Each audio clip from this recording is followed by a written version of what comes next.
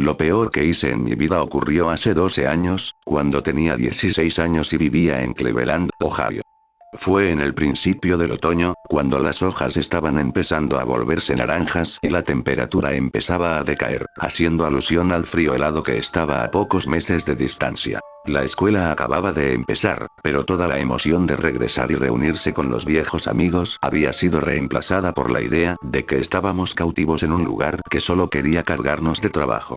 Obviamente, mis amigos y yo estábamos dispuestos a hacer cualquier cosa con tal de recordar cuando no teníamos obligaciones, aquellos días de verano, libres de responsabilidades. A principios de ese año, cerca del fin del último año escolar, uno de mis amigos del trabajo, McDonald's, que algunas personas piensan que es algo poco convincente, aunque la pasé bien allí, me había enseñado una técnica para morir con ayuda de un asistente, y regresara en pocos segundos. Funcionaba así. El individuo tomaría rápidamente 10 respiraciones profundas y largas, y en la 10ª cerraría sus ojos, apretando los párpados fuertemente, conteniendo la respiración tan firmemente como le sea posible, mientras cruzaba sus muñecas sobre el corazón. Entonces el asistente le daría a la persona un abrazo fuerte desde atrás, apretando las muñecas de la persona en el esternón.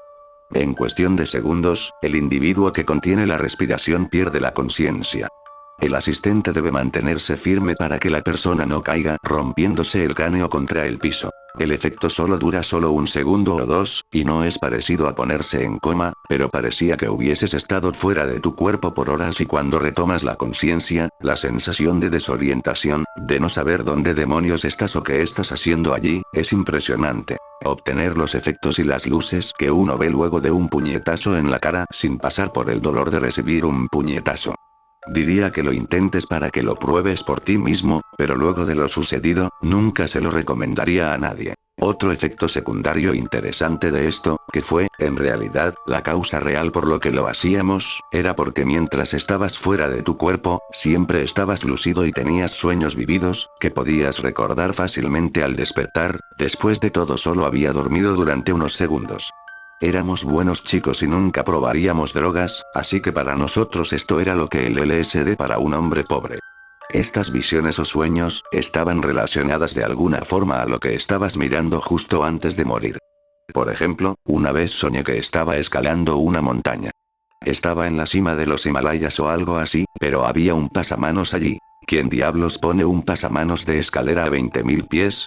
Cuando volví a mi cuerpo y recordé dónde estaba, me di cuenta de que había estado mirando la escalera que se encontraba en una esquina de la sala de estar de mi novia. En otra ocasión, tuve una visión de Pedro Picapiedra sonriendo y levantando las manos delante de un mural con el logotipo de ERAD, que es Educación a Resistencia del Abuso de Drogas, un programa en el cual policías enseñan a los niños en escuelas públicas sobre estos asuntos, y cuando volví a mi cuerpo me di cuenta que mi amigo Brett tenía el mismo logotipo en su camiseta. Ahora, ¿de dónde salió Pedro Picapiedra? No tengo idea. Las visiones siempre eran sobre cosas mundanas, nunca nada raro. Hasta ese día. Como les dije, hacía un mes que estábamos en época de clases y ya estábamos hartos de ella. Estábamos un sábado en el campo, que en realidad era una dependencia de la compañía eléctrica, para instalar sus líneas de alta tensión. Algunos estábamos sentados en las vigas de las torres de alta tensión, en la parte de abajo. Mi amigo Mike subió hasta el segundo nivel de las vigas, para estar más alto. Pensé que era algo estúpido, pero yo soy el que alucinaba haciendo llegar poco oxígeno a mi cerebro. Era un cálido día de octubre y el cielo estaba gris. Poco a poco, el cielo fue oscureciendo cada vez más. Y en Cleveland, eso probablemente significaba que en cualquier momento la temperatura podría descender rápidamente, y si éramos realmente desafortunados, una lluvia helada podría empezar a caer. El aire estaba cargado y pesado, y se podía oír el leve zumbido de los cables de alta tensión sobre nosotros. Definitivamente no quería pasar los últimos momentos de una linda tarde de sábado subiéndome a una torre de alta tensión, saltar al suelo y quejarme luego del dolor en mis pies, solo para hacerlo una y otra vez como estúpidos. «Hey, vamos a morir por un rato», dije. Para ese tiempo, dejar nuestro cuerpo no era tan divertido como cuando lo descubrimos, pero era muchísimo mejor que lo que estábamos haciendo. Vince estaba de acuerdo, al igual que Richard, pero Mike, el que saltaba de la torre más alto que nosotros, preguntó de qué carajo estábamos hablando. «Mierda, ¿nunca te indujiste el desmayo antes?», preguntó Vince. Mike respondió que no, él había estado todo el verano en casa de su madre y no sabía de todo lo que habíamos hecho nosotros. Amigo, tienes que probar esto. Mira, te mostraremos. Vince y yo nos bajamos de la torre, cayendo de pie en el césped. Yo hice las 10 respiraciones profundas, apreté los ojos y contuve la respiración, entonces sentí a mi amigo presionar sus brazos contra mi pecho y, de repente, como si fuese lo más natural del mundo, una langosta gigante estaba trepándose a una jaula, bajo el mar. Algas marinas crecían del fondo de arena bajo mis pies. Lo siguiente que recuerdo es que cuando desperté Vince y Richard me estaban preguntando, ¿qué has visto? La parte de atrás de mi cabeza me dolía mucho. Me estaba matando. Mierda, me dejaste caer. Pregunté. Yo no era muy pesado, pero Vince era bastante débil. Él solo se quedó ahí, mirándome, y Richard me dijo que me había dejado caer. Me preguntaron nuevamente qué vi. Me froté la cabeza y dije que una langosta, que estaba pellizcándole la cabeza a Vince con sus tenazas. Me volví hacia Mike y le dije, ¿ves? Es increíble. Y una mierda, no me fío lo suficiente de ninguno de ustedes lo suficiente como para hacer eso. Vamos, tienes que probarlo. No es más peligroso que estar trepado allí. Te prometo que no te dejaré caer como este idiota lo hizo conmigo, le dije. Él miró de la forma que hacen esas personas cuando están decidiendo algo, si lo que están haciendo vale la pena el riesgo o la dificultad. Saltó de donde estaba, se incorporó y dijo, bien, solo una vez. Si al menos lo hubiese pensado un poco más, o se hubiese negado. Repitió las 10 respiraciones profundas, conmigo como asistente para asegurarse de que no caería. Contuvo la respiración y yo lo ayudé a caer en ese otro lugar. Es algo que siempre me lamenté, y cuando pienso en todas las cosas que desearía haber hecho de otra manera en mi adolescencia. Chicas por las que no me jugué lo suficiente, clases en las que tuve que haberme esforzado más y todas esas cosas que nunca tuve que haber hecho, como haberle dado ese abrazo de oso a Mike, llevándolo a un estado de inconsciencia. Sentí el cambio del peso muerto en mi pecho, y él era un chico robusto así que me aseguré de dejarlo suavemente en el piso para que no se lastimara. Justo cuando tocó el suelo, volvió en sí. Despertó gritando. Mierda, mierda, aléjense de mí, gritaba, al tiempo que se levantó de un salto, agitando sus brazos alrededor de su cabeza. Todos saltamos para atrás, con miedo de ser golpeados por su frenesí. Después de unos 5 segundos, el doble de lo que tardábamos generalmente en darnos cuenta de dónde estábamos y qué estábamos haciendo, él se tranquilizó. Mierda, mierda, mierda, jadeaba. Respiraba con dificultad, tomando respiraciones profundas. Se quedó allí, encorvado, hasta que cayó de rodillas. De espaldas a nosotros, comenzó a mecerse, retorciendo las manos y murmurando. «Santa Madre de Dios, ¿qué demonios has visto?», dijo Vince. Pero Mike no respondía. Me acerqué lentamente y a medida que me acercaba, le escuchaba sollozar en silencio. Eso en nuestro mundo de machos es castigado con la muerte, pero por supuesto nadie dijo nada. Apoyé una mano en su hombro. Pero en cuanto lo toqué, dio un grito y saltó para atrás golpeándose la espalda con la torre. Se abrazó a la columna de la torre, mirándonos con ojos desorbitados, una mirada de temor absoluto. Pensaría quizás que éramos demonios del abismo del infierno. Si en algún momento pensé que estaba bromeando con nosotros, esa mirada me sacó de mis dudas. Eso y lo que sucedió después, claro, ninguno dijo nada. A los 10 minutos, Mike se había tranquilizado lo suficiente para que Richard lo acompañara a su casa. La temperatura había decaído y comenzó a llover. Le dije a Vince que me iba a mi casa, y le dije que nos veíamos mañana. Siempre pasábamos los días lluviosos jugando Mortal Kombat en nuestro SNES, pero no dijo nada. Probablemente quería un tiempo a solas para reflexionar sobre lo que había pasado. Como yo. Al día siguiente fui a ver cómo estaba Mike, pero él y su familia se habían ido todo el día.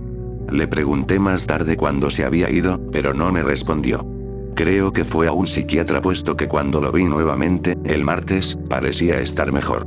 Me imagino que utiliza algún medicamento para los nervios, pero eso son solo conjeturas mías. Los días siguientes nos juntábamos normalmente con los chicos, pero Mike permanecía en silencio, sin decir qué había visto. Hablábamos de cosas sin importancia. No fue hasta el sábado siguiente cuando contó lo que pasaba. Estábamos caminando por una calle tranquila del barrio, hacia el puente peatonal de madera que cruza el arroyo. Yo hablaba de una chica mayor que conocía, cuando de repente, él dijo, «No voy a estar aquí mucho más tiempo». «¿Cómo?». dije yo. Vendrán de nuevo esta noche, yo no creo que sea capaz de aguantar esta vez. ¿De qué estás hablando? ¿Quién vendrá esta noche, Mike? Las manos, las voces. En ese punto yo ya estaba asustado. Balbuceé estúpidamente un par de veces y luego dije, estúpidamente, ¿qué manos? Por la noche miro el árbol por la ventana y luego todo se pone negro. Y veo decenas, cientos, miles de ellas empujando contra el vidrio. ¿Y tú qué haces entonces? Pregunté. Retrocedo. Durante toda la noche, pero estoy cansado. No puedo mantenerlas más tiempo fuera. ¿Y las voces? Las voces dicen que tengo que dejarlas entrar, voces de niños pequeños. Voces de niños pequeños y manos de niños pequeños. Él bajó la voz hasta ser un susurro, pero me di cuenta por lo que dijo luego, que estaba luchando para mantener el pánico. A veces, veo sus caras, dijo con voz temblorosa. Lo acompañamos a su casa. Se detuvo en la puerta y finalmente levantando el rostro, me dijo. Dile a Vince que puede quedarse con mi Nintendo. Él no tiene uno, y su madre no le comprará uno. Richard puede quedarse con mis CDs. Sé que a ustedes no les gustan, pero a él sí. Empecé a decirle algo, pero se dio vuelta y entró en su casa.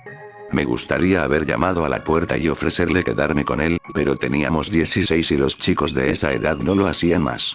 Me fui a mi casa. Dormí mal, asustado, escuchando cada crujido y gemido que hacía la casa, escuchando una multitud de niños. Generalmente dormía con las cortinas abiertas, pero esa noche, cerré todo. Al día siguiente, nos enteramos de que alguien había irrumpido en la casa de Mike.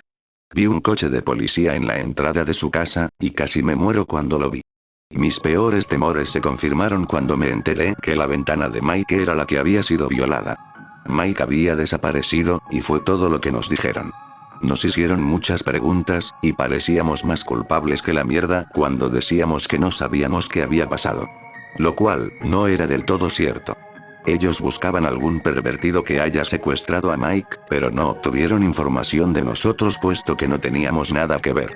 Su foto aparecía en todos lados, y todavía lo están buscando. Cuando todo terminó, me fui a la biblioteca para investigar qué había pasado, puesto que la internet no era tan eficiente en esa época.